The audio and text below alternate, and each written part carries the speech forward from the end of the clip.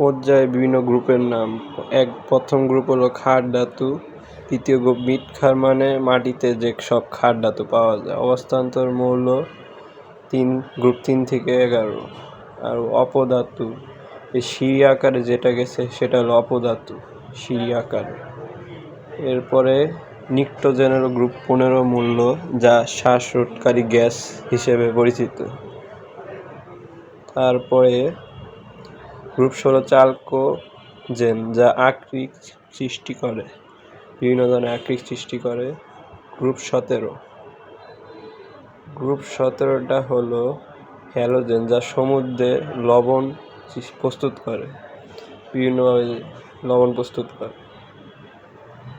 আর সর্বশেষ হলো নিষ্ক্রিয় গ্যাস। নিষ্ক্রিয় গ্যাসে মানে অষ্টকপূর্ণ থাকে, এরা কারোর সাথে বিক্রিয়া করে না, নিরপেক্ষ অবস্থায় থাকে।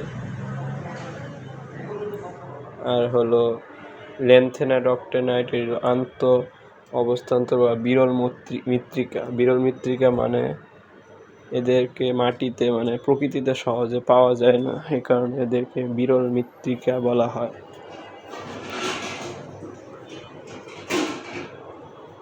আর এরা হলো অবস্থান্তর মৌল সাথেও মিলে যায়, ধর্ম রঙিন যৌগ গঠন করে। এরপর আসছে হলো মুদ্রা ধাতু।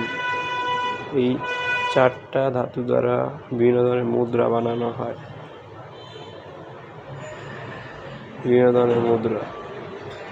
এরপরে আছে এর একটা নোট, অবস্থান্তর মৌল সব মৌল অবস্থান্তর মৌল হয় না। Subscribe and like. এখানে আরেকটা জিনিস হলো, এই সিঁড়ির মতো বাম পাশে হলো অধাতু আর ডান পাশে হলো ধাতু। সিঁড়ি, যেটা সিঁড়ি আকারের কিছু মৌল আছে।